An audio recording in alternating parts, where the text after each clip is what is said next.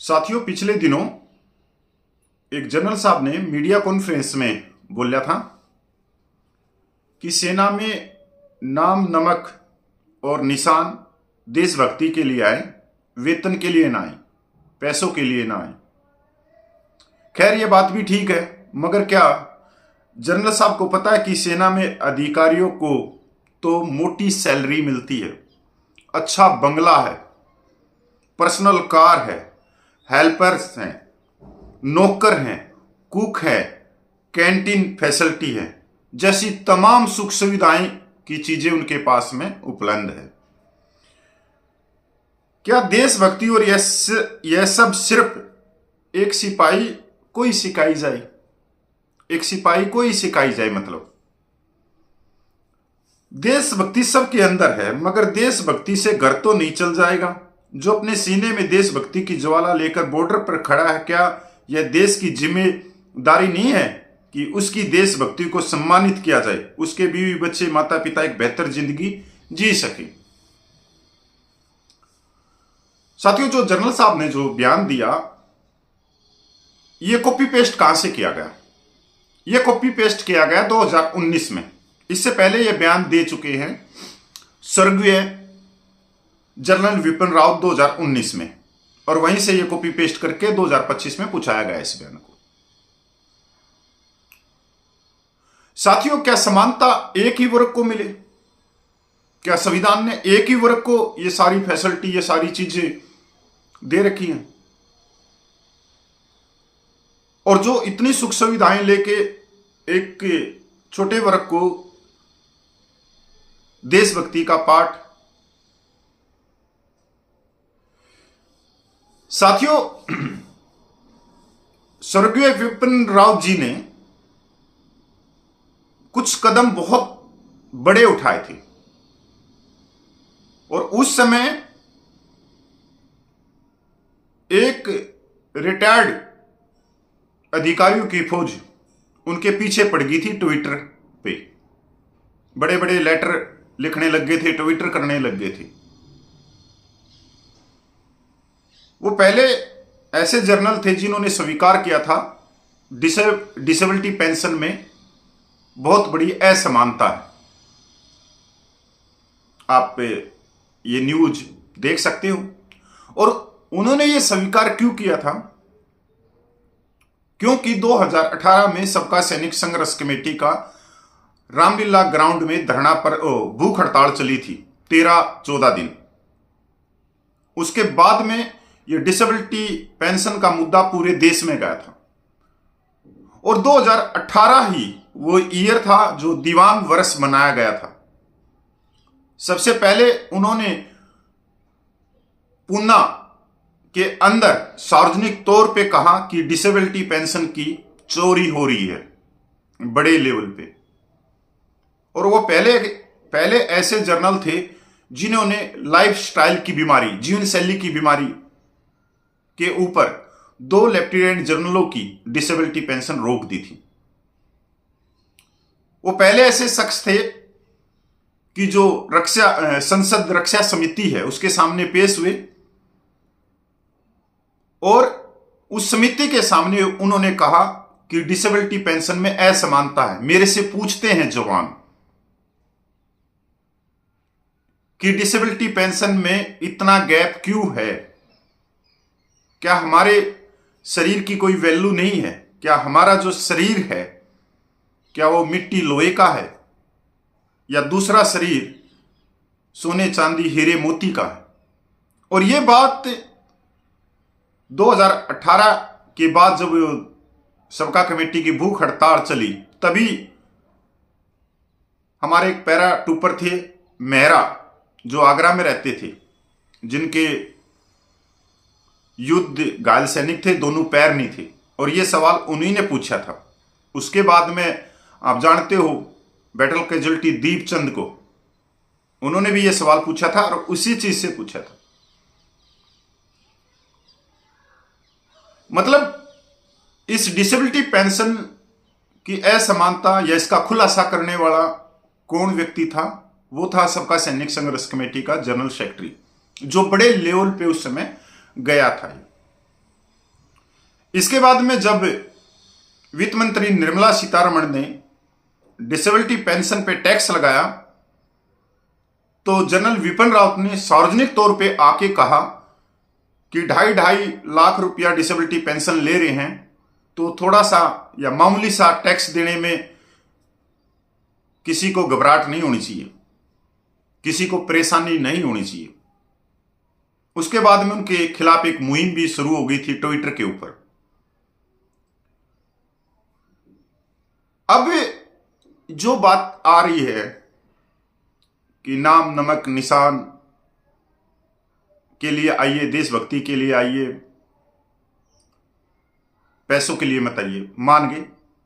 क्योंकि हमारे जो यहां भारत देश का किसान मजदूर का जो बच्चा है जब पैदा होता है तो उसको युद्ध गाथाएं सुनाई जाती हैं, महाभारत, रामायण,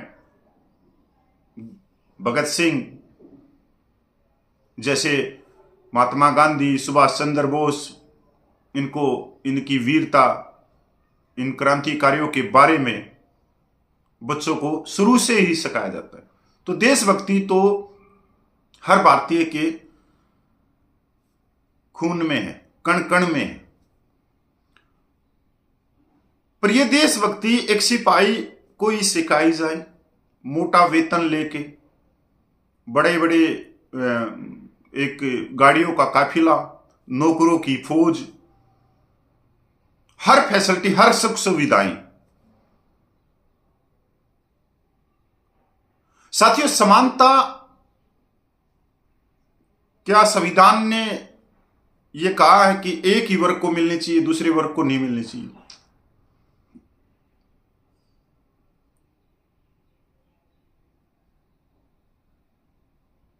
हमारा कर्तव्य है देश की रक्षा करना, बॉर्डर पे खड़ा होना।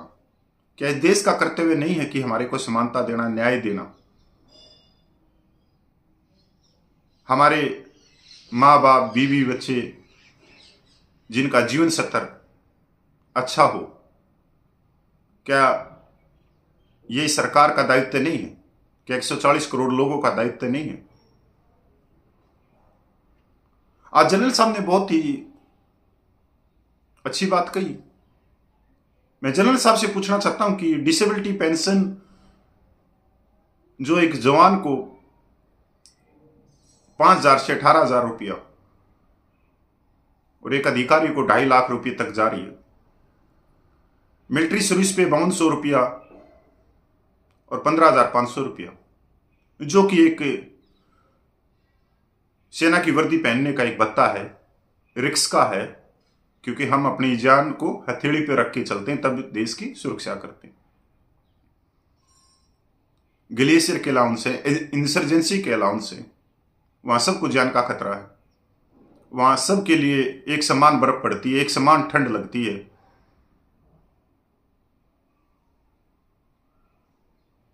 मतलब अगर ये चीजें, जो समानता है, जो न्याय है, अगर वो जवानों को मिल जाता है तो उससे जवानों का मनोबल बहुत ऊपर दर्जे पे जाएगा। और ये कह देना कि वेतन पैसों के लिए नहीं आए, तो बाहर भी हजारों डिपार्टमेंट हैं, उनमें भी सब में पैसा ही मिलता है। ऐसा कोई व्यक्ति नहीं है जिसको पैसा ना मिलता, वेतन ना मिलता और वो फ्री में काम कर रहा हो।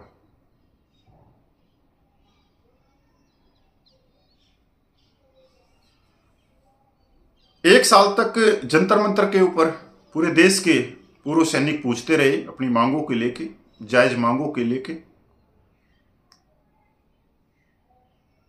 ये किसी को याद नहीं आया। पर हां, उस एक साल के आंदोलन ने सबके कान तो खड़े कर दिए कि आज का जो समय है वो कंप्यूटर का है, वो हाथ में मोबाइल का है, सारी चीजें समझ रहे हैं, संविधान को भी समझ रहे हैं, संविधान के आर्टिकल 14 से लेके 21 तक को भी समझ रहे हैं, जिसमें समानता, न्याय और बोलने की आजादी दी गई। अगर कोई ये सोचता है कि नहीं आज भी हम 1947 में हैं, तो उसको जल्द से जल्द अपने इस विचारों को पीछे हटा के ये सोचना चाहिए कि आज हम आधुनिक 2025 के अंदर हैं।